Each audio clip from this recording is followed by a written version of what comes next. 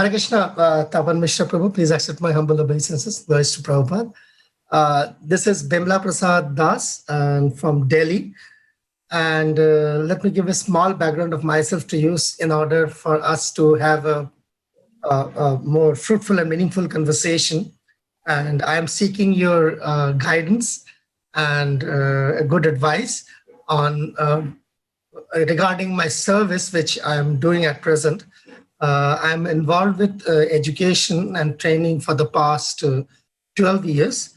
And my background is, I came in contact with Mayapur Institute through Bhakti Shastri degree program way back in 2010. And since then, I am involved, not just as a student, but I'm also trying to help out in facilitating the courses. And I've been a little bit instrumental in designing and development of some training programs according to the needs, interests, and concerns of our community, Yatra, way back in Delhi here. And I'm also over a period of time, gradually, I'm kind of branching out a little bit, and then started serving with DT Worship Ministry and involved with Mayapur Academy as in the capacity of a faculty, where we have also developed the whole DT Worship International Diploma course in Hindi, and also doing that in Bangla at present. Regarding other areas where I'm involved, I got the very good fortune of having the association and very close association of His Grace Atul Krishna Prabhu, who basically taught me to basically the tricks of the trade of teaching and facilitation. And recently, we also developed the ISKCON Disciples course in Urdu, and we are currently doing that in Pakistan. As I'm talking to you, we are already running that course. We also working on a course basically on Gayatri for the second initiated, because train the devotees who are poised to take second initiation, and then with the encouragement of His Grace Narsingh Kavach Prabhu and Atul Krishna Prabhu, who kind of gave me the basic directions. So that's also another project in the offing. So these are the courses. Apart from the regular Shastric courses, I am responsible for being a lead administrator since 2014 in Delhi NCR area. And here and there sometimes, so some programs, it's like recently I was invited in Dibrugarh in Assam.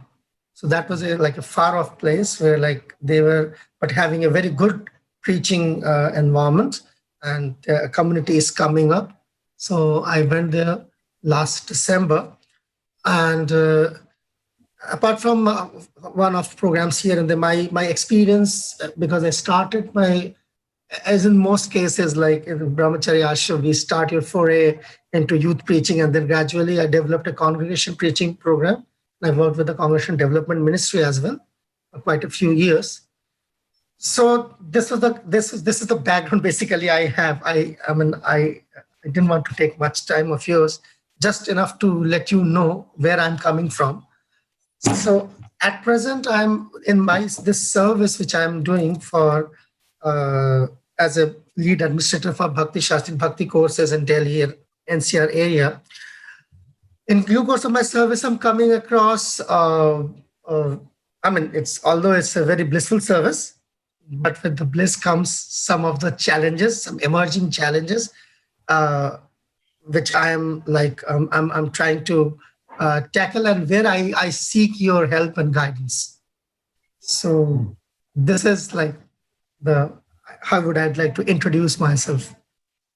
Bimla Prasad Prabhu, I feel very privileged to be in your association and for the innumerable services that you're performing for Srila Prabhupada's movement.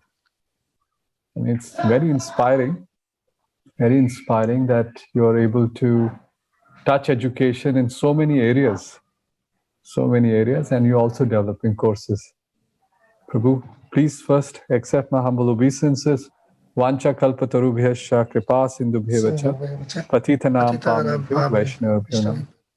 I'm your servant today, and if there's any way I can serve you, and please let me know what are the areas where we could assist you.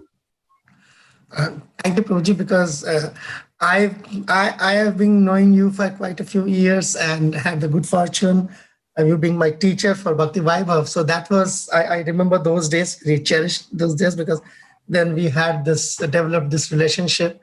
And I have quite a lot of trust in you, and being the Education Executive Director for Education Ministry. So I found you be the person who's like approachable for these issues, if I may say that. So there's some of the areas where first, let me start with this. Whom to approach in case we come across some anomalies in the due course of running a Shastri course, say for example, a Shastri course, or even a course like an ISKCON Disciples course, which are like, in terms of their technically, they are like from different different institutions, or the part of the same ISKCON, but it's like a different institutions are responsible for these courses.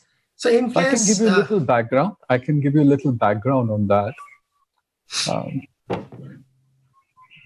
The Shastric education programs that run in ISKCON, they have two elements. One is, or actually three: studying, teaching, and the third is examination. Every devotee is welcome to be a student, and we should be a student of Srila Prabhupada's books every day. Those who take on the service of teaching, they can fall in two categories.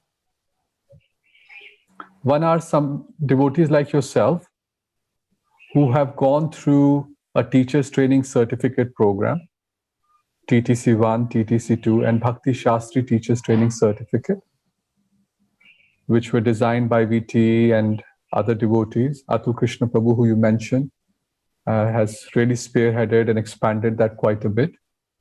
So this, amongst the teachers, there are two categories. The one is those who have these certificates, like your good self. There may be others who don't have these certifications, but they're also engaging in teaching Shastras. Everybody is welcome to teach. We request devotees to take these teaching certificates so that, as you use the word tricks of the trade, I also use the word so that they also understand words of caution of what not to do with the students, etc. So everybody is encouraged to take those courses as well. But in both these categories, those who have the teaching certificates, they can become part of administering a program for Shastric education. So I'm speaking now only about Shastric education, which has the following 4 degree or diplomas that Srila Prabhupada wanted to institute in ISKCON. Those 4 diplomas are Bhakti Shastri, Bhakti Vaibhav, Bhakti Vedanta, and Bhakti Sarvabhauma, progressively one after the other, increasing in intensity, increasing in depth, and also covering different books progressively. Bhagavad Gita, Bhagavatam, Chaitanya Charitamrita.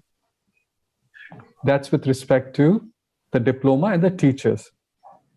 Now, whenever we have a diploma, there must be a body, there must be a board or someone who is going to administer and award that diploma or certifications. So that's where it comes. The third aspect is the examiners or the examination. Within ISKCON and according to our GBC body, examinations is the responsibility of a board, which some of us know, not many may be familiar, but it's called ISKCON Board of Examinations. In short, BOEX. The Board of Examinations has several experienced, accomplished educators and devotees who take the responsibility of setting up examination on these various books for these various levels. So this Board of Examination is part of the Ministry of Education that I'm serving. Currently, the chairperson who convenes the meetings for the Board of Examination, leads it, happens to be the personality that you referred to, His Grace Atul Krishna Prabhu. He is the current chairperson. And for correspondence and for reaching out, for applications, etc., it's His Grace Bhaktarupa Prabhu, who is the secretary for the board. So that's the whole system, the Board of Examination for Shastric education. It's part of the Ministry of Education. On the second topic that you touched upon, Prabhu, the IDC, ISKCON Disciples Course, it was convened under the Guru Services Committee. And the Guru Services Committee has some senior ISKCON members who are part of the committee. From memory, I know Prahlad Nanda Maharaj, His Holiness Bhakti Chaitanya Maharaj, Anuttama Prabhu, and other very experienced devotees. Atul Krishna Prabhu is also part of it. And they convened this, constituted this course, they brought it together. So if you have any concerns or any comments or feedback, then it can be referred to the Guru Services Committee. You could refer it to Atul Krishna Prabhu, you could refer it to Prahlad Nanda Maharaj or the Guru Services Committee. And that's where these two courses fall. And then there is, of course, you also refer to the courses related to Archana, the deity worship. That is Mayapur Academy, which is part of the deity worship ministry headed by His Grace Narsimha Kavacha Prabhu. So currently, if you do a general overview, these are the three areas where devotees are taking certification. There's another one, devotee care, which is coming up. So, but these are the three, and these are the three different personalities who are responsible, or committees which are undertaking it. So that's in terms of the structure. Yeah. Thank you very much, Prabhuji, for clarifying the structure for our benefit. Because this is an area where people, it's a fact that not many devotees, even devotees, are aware of. Generally, the perception is the Bhakti Shastri is a program which is basically organized by different institutes, and those institutes are responsible for providing the certificates, which in fact is not the case, as you said, but this is a board instead, which is like a more centralized kind of thing and responsible for overall standards of the Shastri courses. There are some nuances here, some minor points to be mentioned. The institutes, they play a very important role, very, very important role, and we are eternally grateful. We're very grateful to the Vrindavan Institute of Higher Education, to Bhaktivedanta College Radhadesh, then early 2000 Mayapur Institute. When you talk about an institute, Prabhu, you have to look at it from two angles. Most of these institutes are first they should be an authorized examination center. So the Board of Examinations that I talked about now, it receives an application, checks whether it meets the standards, and it authorizes certain devotees to run an examination center,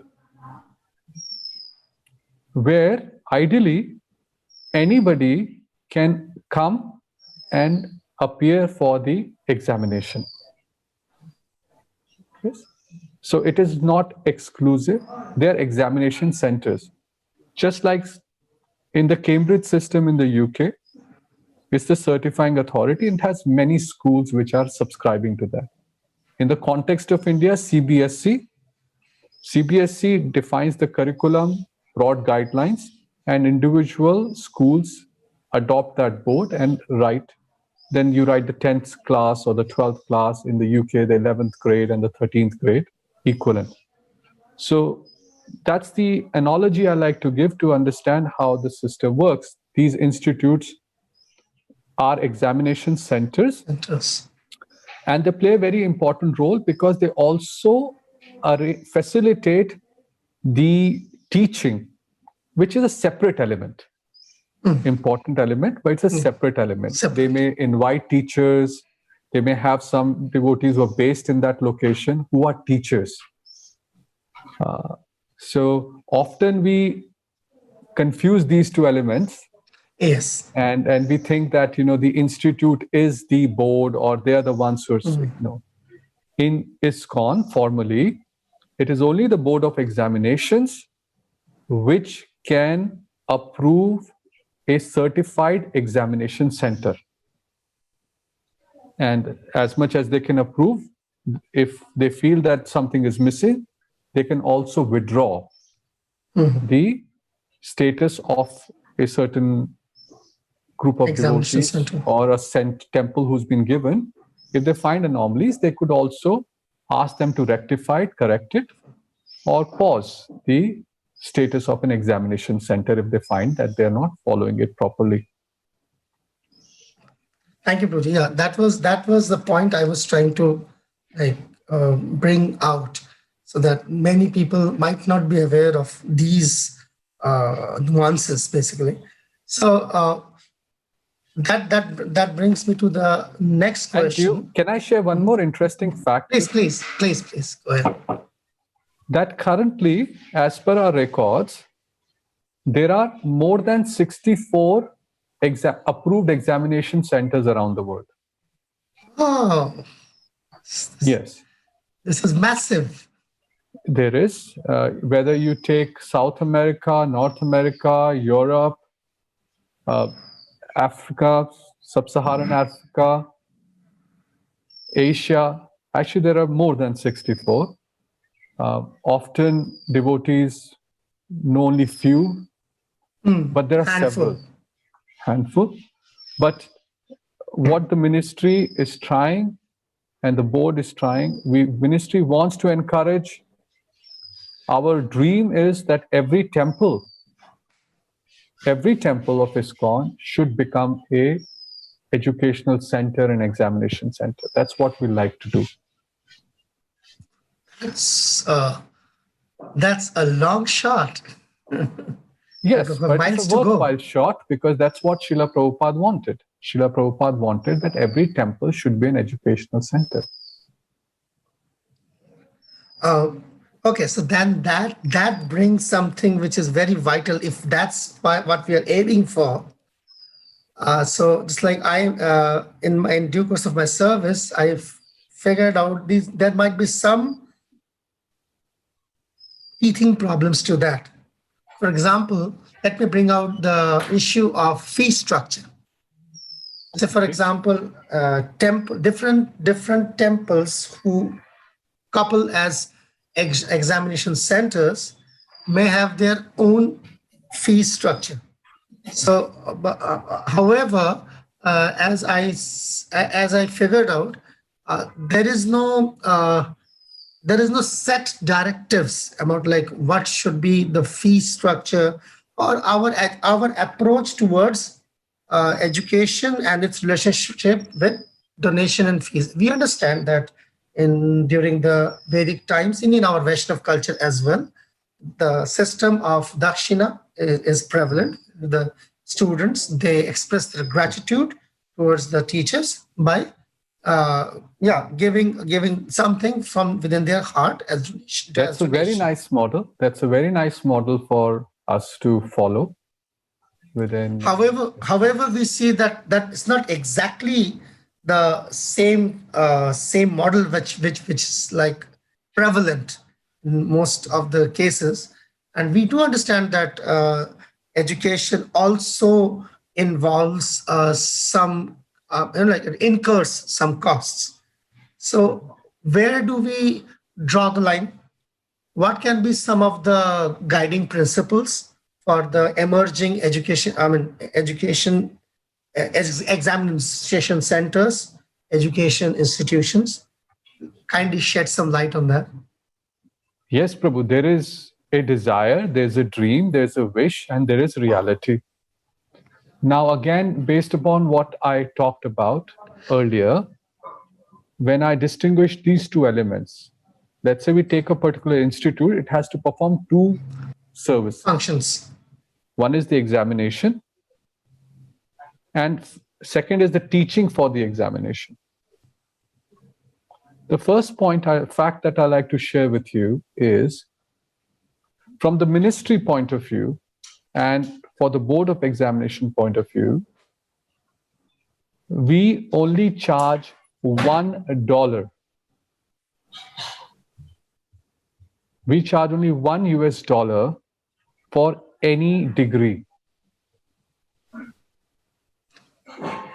That's very nominal. That's very nominal.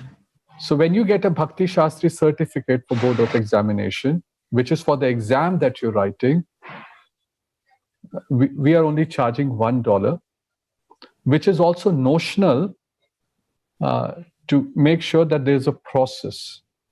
It's registered. And we do, the board of examination do have to go through the whole thing about, printing it, authorizing, managing the whole thing. Maintaining the database. Correct. The principle that we request, if somebody asks us, or if now new applications are coming, or if somebody raises such a situation, our request to individual examination centers is, please keep it as reasonable as you can, so that maximum number of devotees can participate. You highlighted a very nice principle. Education traditionally, or the way Srila Prabhupada, it wasn't meant for generating funds. It is not. Education is not for generating funds. It's for educating devotees. What do we want? We want that everybody should read Prabhupada's books every day. They naturally read Bhagavad Gita from beginning to end. And then the natural step is they want to test their understanding, for which they can take an examination in any center.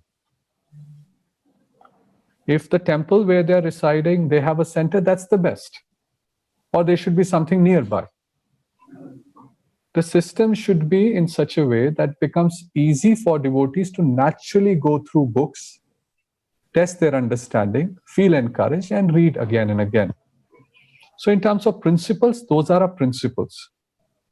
Second aspect is, you mentioned that institutes, now, yes, there could be cases where institutes are charging. There also, we request institutes to be responsible, act responsibly, and keep the fee structure to as reasonable as you can, because it will just allow so many more devotees to participate. I'm aware that some institutes may also offer financial aid or relief if they have certain fees that may be available in some places. At least I've heard it in principle. So that's how the system should be.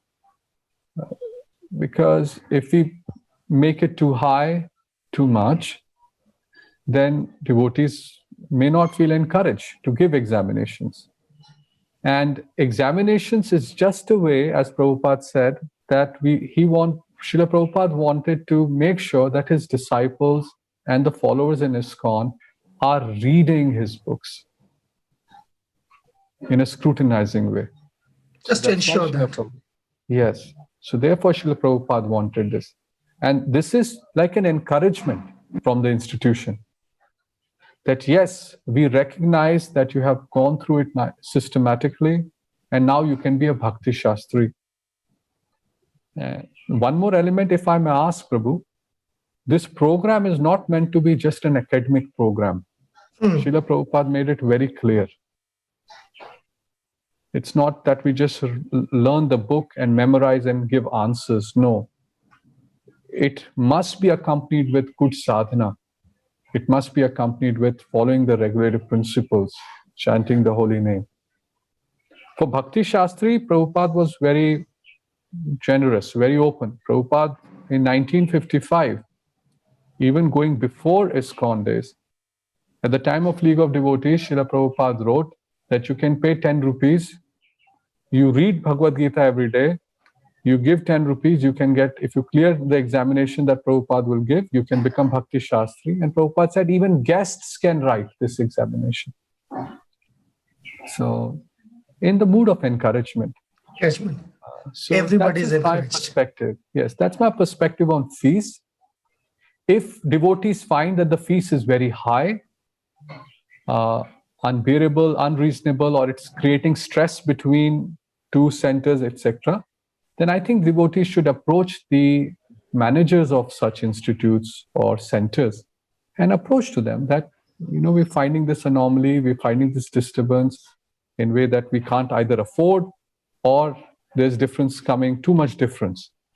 So that can be, you can approach the individual institutes with an appeal, and I hope that they will address that appeal and stabilize.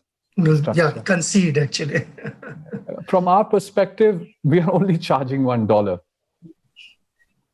And, all right. I think that is sufficient to say that education in its principle is not chargeable.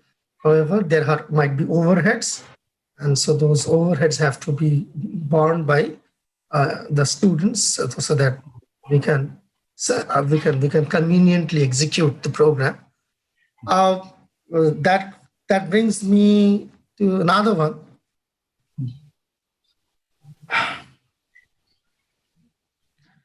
We see this effort as part of the Education Ministry, also your effort to diversify education, trying to bring in more and more educators into our fold, and trying to basically develop education as a stream, viable stream in ISKCON.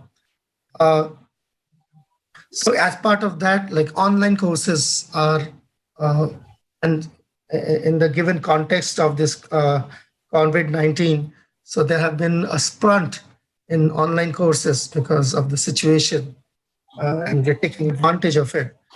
However, as we understand, this phenomena is new to us. Many centers are getting accustomed now with the online courses and online programs.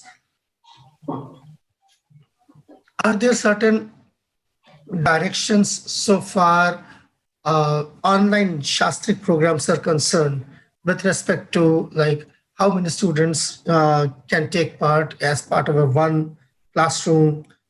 How many minimum number of hours should that be given?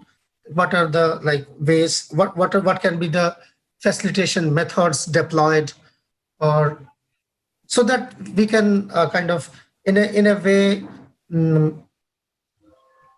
predict the outcome, basically. So Prabhu, in terms of online programs, everything online has its good, bad, and ugly. It can be used properly, it can be misused also. In terms of guidelines, the Board of Examinations does stipulate a specific guideline that if you're conducting a Bhakti Shastri session, teaching a Bhakti Shastri session, this is a certain number of maximum students in the classroom. If you're doing Bhakti Vaibhav, a certain number of students. That is stipulated to ensure that the education given in the classroom has an impact. And there's enough interaction, and there's a process of interaction is efficient. If there are too many students, naturally, as you will see happens is the teacher cannot give attention to everyone. That's just in the classroom. Now this situation gets accentuated a little bit more because in the online environment, It's all virtual. How many people can you see on a screen? How many can you keep attention with? So although we don't have specific guideline for online, but we have a general guideline. General guideline is the teachers who are teaching must take the responsibility that they take on only as many students to whom they can actually impart the Bhakti Shastra knowledge. If you take more, then it becomes like a class. Academic exercise. It becomes an academic exercise, or it just becomes that we're just speaking and the interaction may be limited. So the general principle, I would say every responsible teacher needs to exercise on their own. Whether it is principles regarding teaching, it's principles regarding covering the complete curriculum, which is essential. Whether it's principle regarding how you conduct the assessment and examination. We are dealing with devotees, and we expect them to be truthful, honest. We expect them to be responsible, because at the end, we are all accountable to Srila Prabhupada. If we water down things, we may have many, many certifications, but then what will be the outcome? We don't want that kind of a situation. It's a good thought that you have brought, Prabhu. Perhaps we can try and see if we can address it in the coming months. I have to be honest, we don't have an expertise in this field of online education and how to conduct it. Much research needs to be undertaken, etc., to find out what is the right way. But still, this is an emerging. But still I feel this is not rocket science. Teachers or administrators, those who are conducting these programs, must responsibly themselves can draw some from these principles and make some parameters so that the system works, and it's not just for the sake of getting as many students as possible, or getting then sometimes also as much fees as possible. Those are misplaced ideas, and not correct way to handle things. Thank you, Prabhu. You actually amply addressed my concerns, because these are some of the concerns, and these are emerging as we delve more into online education. These are propping up. When we started them, we didn't factor them in, but now as we progress, we see certain areas. These are emerging challenges, and I personally feel as an educator that if these are not addressed in the beginning, or if I may use the term, nipped in the bud, so they have the potential to subvert the very purpose of online education, which is basically delivering the mood and mission of Srila Prabhupada. So absolutely. One thing is for clear, anything that we do in person becomes a little bit more difficult online. Therefore, much more care has to be taken, much more attention has to be paid. Thank you, Prabhuji. On the notion of caution and attention, I also want to mention that when we see many courses coming up, many devotees wanting to conduct programs, as much as it is the responsibility of the teachers and administrators to ensure that they have proper certifications, the teachers are qualified, I think it would also be good if the students, those who are enrolling for these programs, also do their necessary diligence. Not that we doubt anybody of their intent, but there is no harm in asking a simple question, which is that Prabhu, Mataji, or Maharaj, whoever is conducting that, through this process, is there an authorized examination center where we'll be able to write if they're teaching Bhakti Shastri or Bhakti Vaibhav? Those are things that students should evaluate, do their own diligence in a nice Vaishnava-like way, so that they don't find themselves in a situation where the person who's teaching is not authorized. Then it can create more trouble more Then disappointment, good. frustration, and then devotees start blaming the ISKCON and so many other things. So I think it's good you brought up the point. So my point is that students must also apply that judgment. And if you come across students, you can mention the same to them. Yeah, are there some resources where students can get a clear picture, basically, like what they need to know? It's like, say for example, the Board of Examinations, if they have got a website or something, a document which is put out on the internet, everybody to view that this is what like the Board of Examinations is all about. This is what we do.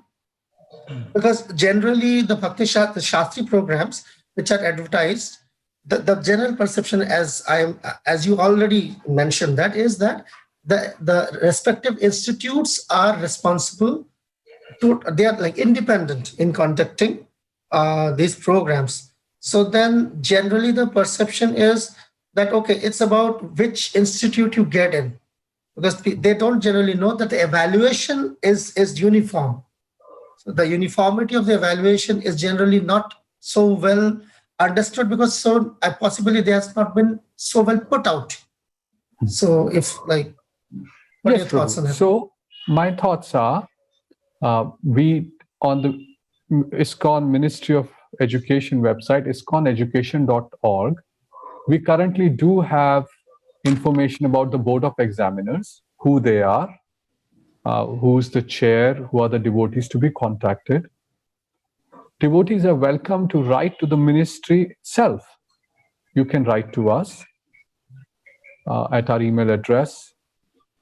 If you go to our website, ISKCONeducation.org, you know the email address is given. You can contact us, our office. And if you have any questions, we can direct you to the right devotees and address your concerns. So if you have a query that, okay, we are trying to take a course at this institute, can you please clarify to us whether it's authorized or not? Yes, we can clarify immediately. So yes, you can please write to the ministry and we will respond quickly to you with your queries.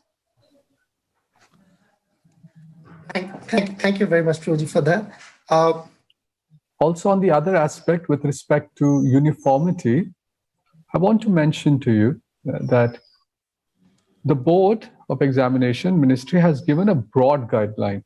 I'll give you an example, that in the Bhakti Vaibhav curriculum, there should be, say, about 200 plus short answer questions that should be assessed. 70 verses should be memorized, and about 20,000 words equivalent of open book assessments. This is the general guideline from Canto 1 to Canto 6. We give the general guideline, and individual institutes have to adhere to this guideline. Then they may specifically have a pedagogy or methodology of how they teach, what parts they may emphasize or not. But as long as they cover these criteria and few more, then at the end of their assessment, the person can receive a Bhakti Vaibhav diploma. So there is uniformity on guidelines, but there is still autonomy and flexibility given, which it should be given, because it's a process, a teaching process. So that is a minor point, but worth mentioning here. Yeah. Yes. So that devotees don't get disturbed. Why am I learning this here and another institute they're teaching differently? No, this is the overall guideline. Overall guideline. Therefore, there can be room from some maneuvering. However, broadly, this is what every institution is trying to adhere to. If an institution is conducting examination and they want the students to receive a certificate, they must fulfill all of this. Otherwise, the certificate is not awarded. All right. Thank you, Prabhuji. Thank you for enlightening us that. as we are branching out, as I'm continuing with the same thread on online education, I remember this year during the ILS presentations, Atul Krishna Prabhu, he brought out about this online education program. He made an interesting observation that our intention to diversify and to like open up, in that sense, the open door policy, is uh, to encourage healthy competition, so that the different education institutions, they like the students have got a choice of different education institutions, and they can exercise their choice of where they would want to be educated from. So here, I understand this might be a teething problem, but as I see, the local centers, centers, they are not very well aware of these emerging trends and what is the basic objective, uh, due to which they might have certain reservations, uh, due to which they are not very forthcoming in kind of allowing or facilitating the students to opt the different institutions. I happen to have a conversation with a few temple presidents regarding that, and they're of course that might be misplaced concern, but the concern is there, is they fear losing their devotees, in the sense that losing control over their devotees.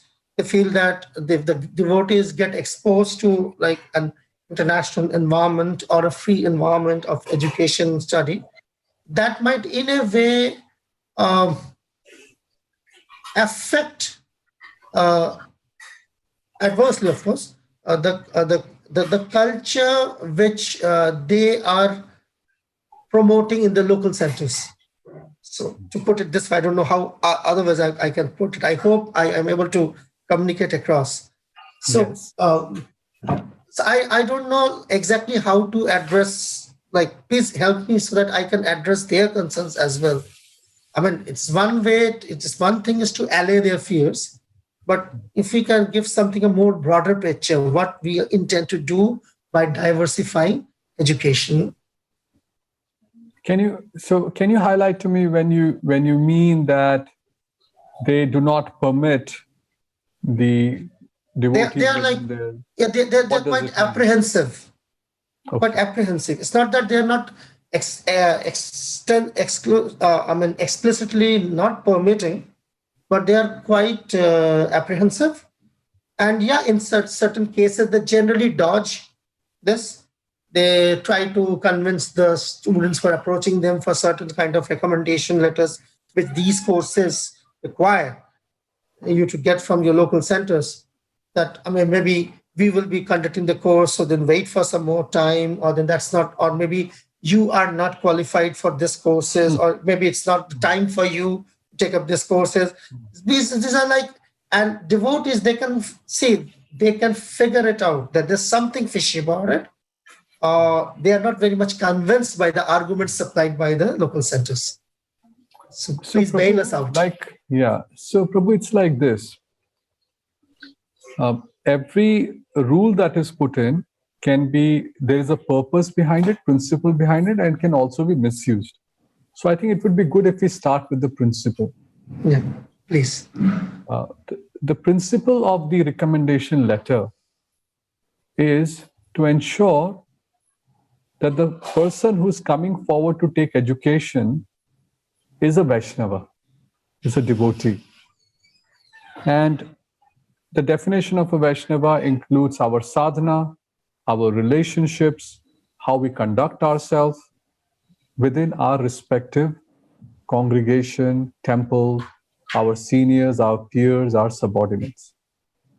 So although the recommendation letter is just a simple letter, but it's basically certifying that this devotee, the temple president or the authority, are happy that they're not going to misuse the title of Bhakti Shastra. Thank you. That's. There are instances, see, we have to wear both the hats. if you wear the hat of temple presidents and managers, there are also instances where they've even gone ahead and made comments to the extent that, do you really want to give this kind of a title where the devotees come back from these courses and they start to exercise authority, which is not warranted, but they start punching way of their weight. Yes, and telling the temple presidents, telling everybody else, they lose humility. Instead of developing humility, a service attitude, it starts to disappear, and the students cannot even see it.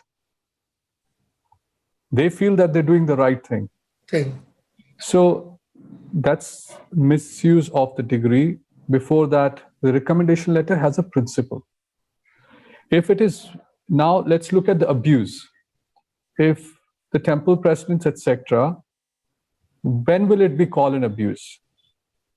Just because they want to protect the culture, they want to ensure the good for the student and not give a recommendation letter for them to study in a certain place, is not abuse by itself. See, it is a recommendation letter. First thing is, do they recommend the person for his conduct? Is the person qualified to go through the program? If the answer to that is yes, then the rest is modality. If after saying yes to getting the letter, yes, the person is qualified to go and study, they have the confidence that this would be good for the student. After that, if they still don't give it because it is not happening at the temple, then that it becomes an abuse. Then it becomes an obstacle in the path of education for the person who wants to study. Ongoing development, personal spiritual development of the devotee. Absolutely. When it comes to Shastric study, yes. So what is the solution around it? Number one, if every temple does become an education center, then automatically this is solved. Second is, if the temples which have let's say if there's a city and there are 3 or 4 temples, if there is at least one institute there which allows the student to easily go and study there within the city, there is healthy relationship with the temples, then this situation will not arise. Combine that with lower fees and it is not used as a way of earning money, then devotees will not create obstacles. They'll say, okay. Then that's a Brahminical environment. Yes.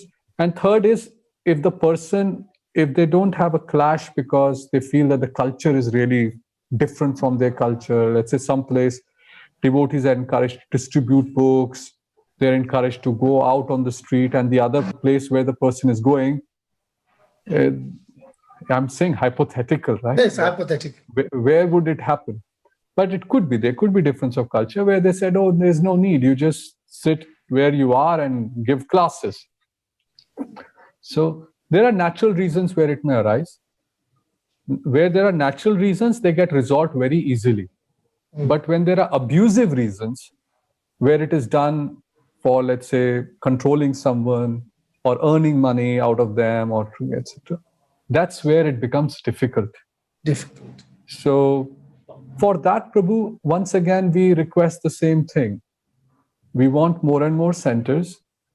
And whenever we're awarding centers, we also encourage them, please have an open attitude, have an open mood. You are a center for education. So do whatever is necessary to educate as many students as possible. Thank you, Prabhuji. I think that would go a long way in resolving these. Basically, these are teething problems. And after all, at the end of the day, we are dealing with devotees. They are not demons. It's just they might have a misplaced notion about something which is emerging. So yes. We understand that.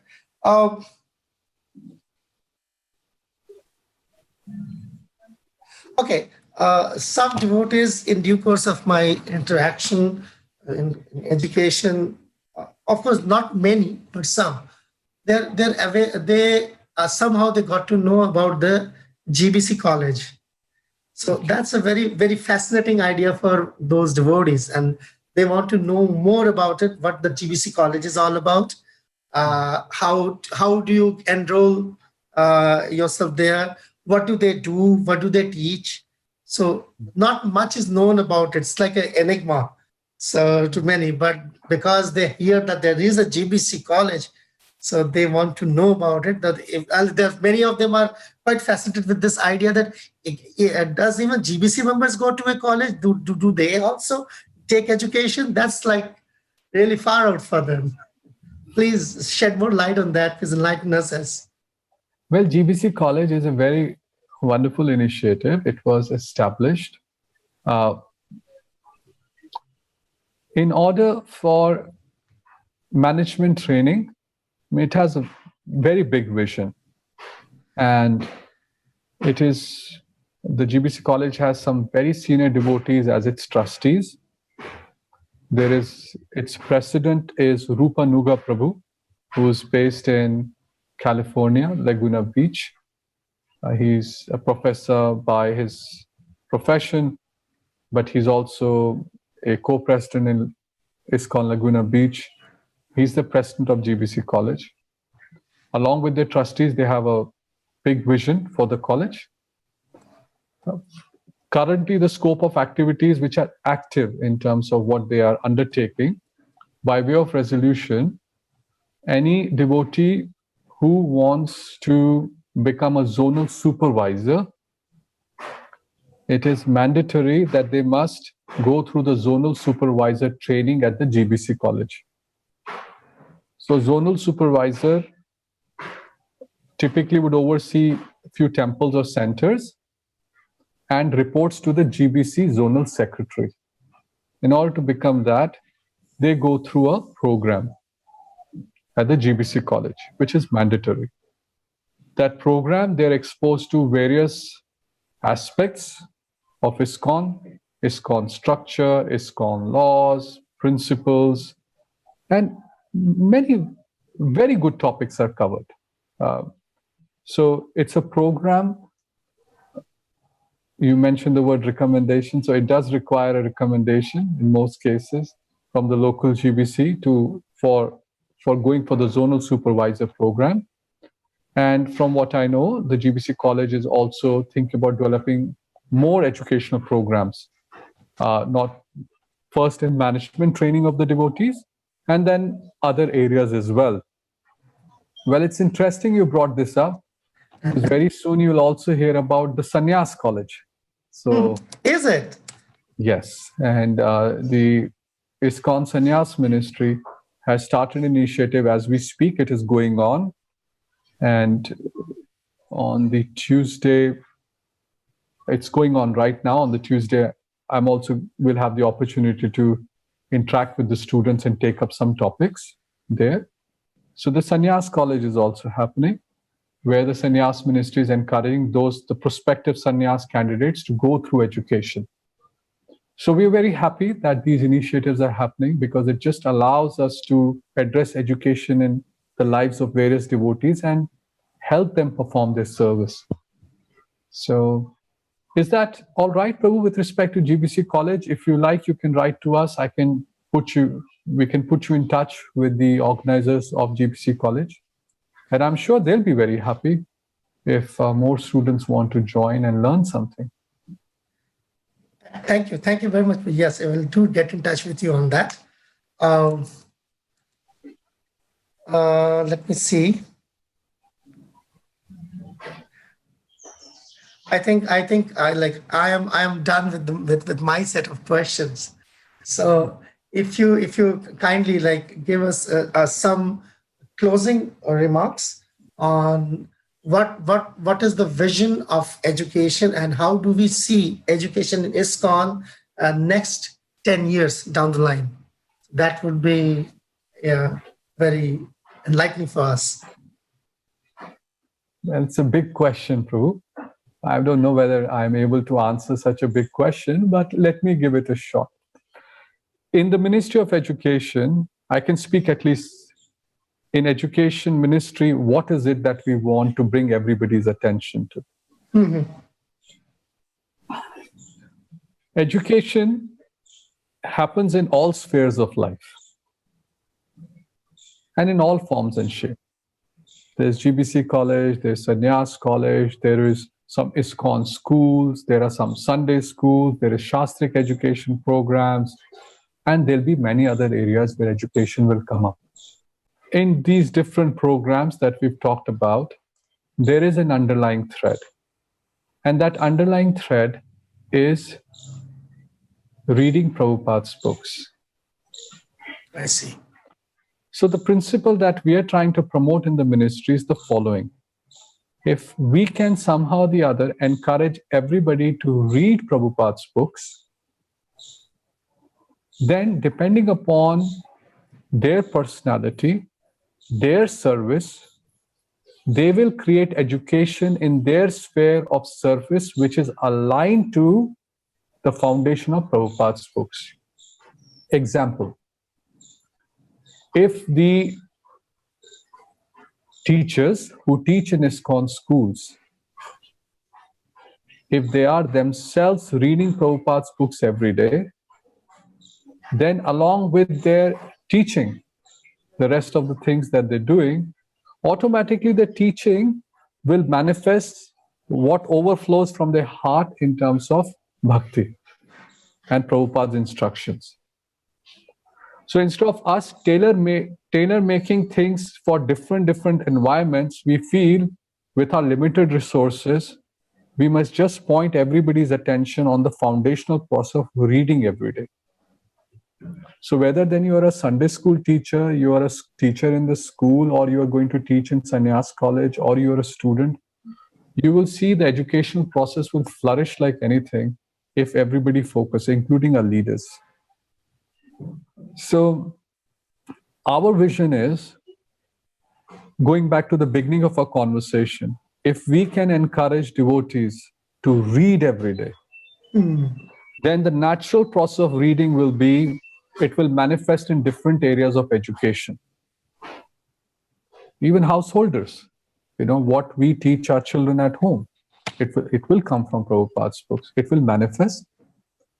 And out of that, some devotees will be inspired to test their understanding of Prabhupada's books, for which they can write the Shastrik examinations, which we like to encourage everybody to undertake. It should be done in an encouraging way. Even if you fail the first time, no problem.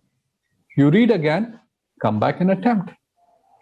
No one fails. No one fails in bhakti. Fails, yes, because you may not get the adequate number of questions right in the first instance, but that's all right.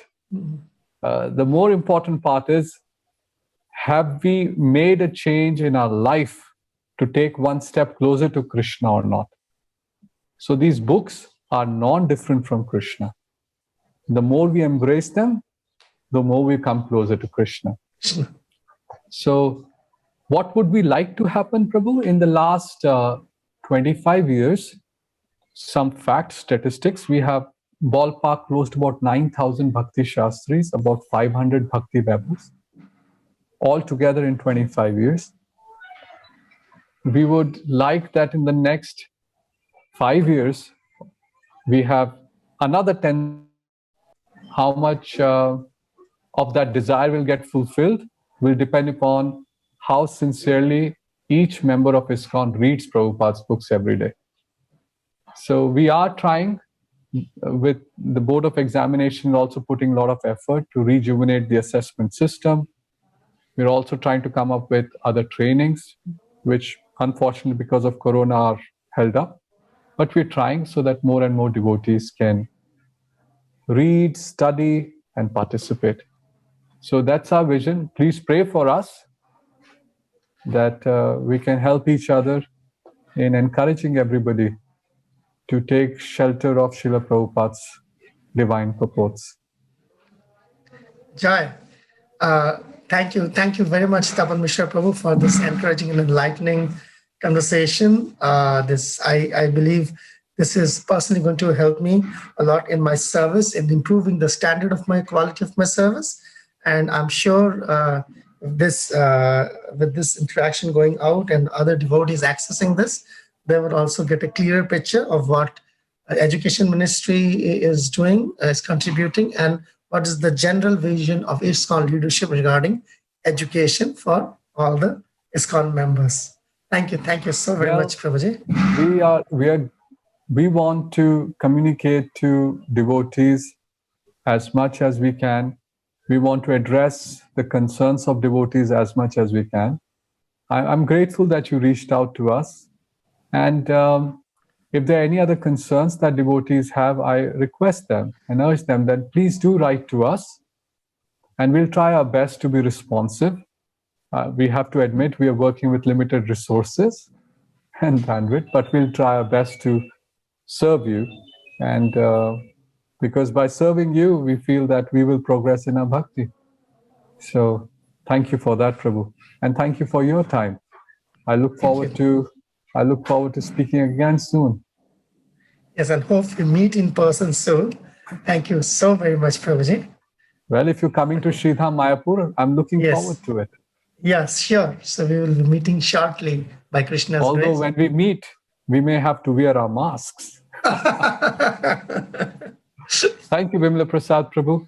All glories to Srila Prabhupada. All glories to Srila Prabhupada. Hare Krishna. Hare Krishna, Hare Krishna, Krishna Krishna, Hare Hare,